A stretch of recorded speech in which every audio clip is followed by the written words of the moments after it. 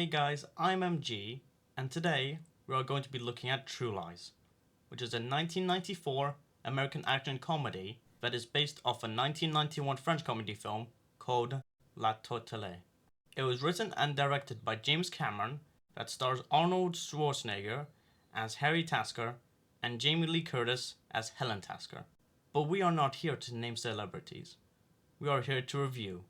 So let's get started right now. This movie is a frustrating one because the first 1 hour and 15 minutes are really good and I enjoyed it a lot. But with the next 45 minutes, not so much. Let's talk about the first part. I really like it because it delivers such a great potential for this film since it was entertaining and greatly explored the tone. Like the opening action scene is such a perfect example to create a film opening because it has heightening action, great introduction to characters, and amazing performances, and that is the same for the first hour of this film. Harry Tasker is a likable character, and I like how much Arnold makes him a man who loves his family, yet he can't tell them that he's actually a spy. Albert is a really funny side character, and I like how humorous Tom Arnold has made him. Basil is pretty enjoyable and pleasant to watch, and Grant Heslov really helps to make Faisal endearing. Simon, while he can be a little much, he still is a really amusing character, with some really great lines, and Bill Paxton puts in a lot of energy in his performance.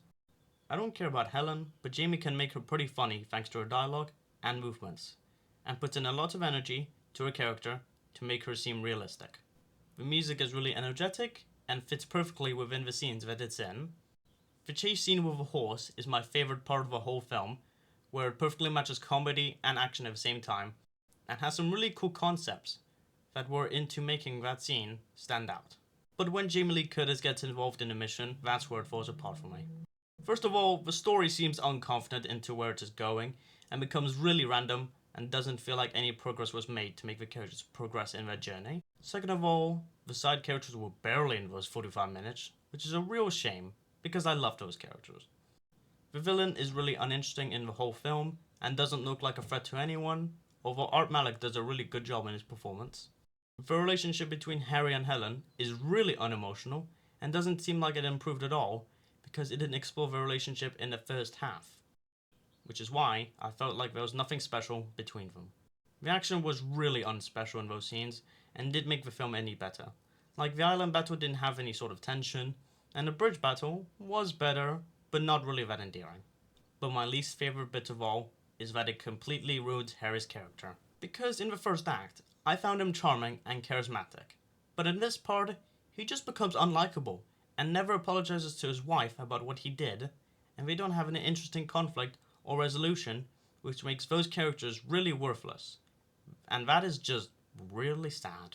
The last 20 minutes was pretty decent. The final battle was pretty interesting since it had a unique setting, and it was where the villain is at his best.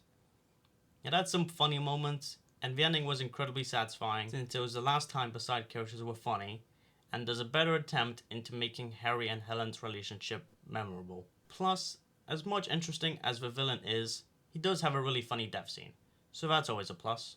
Overall, despite this film having a lot of infuriating missed potential, it still has perfect pacing, great performances, enjoyable side characters, fine enough action, funny scenes, and is fairly enjoyable as a James Cameron film. So I would watch it at least once. 6.7 out of 10. Goodbye everyone, and thank you for watching. Bye.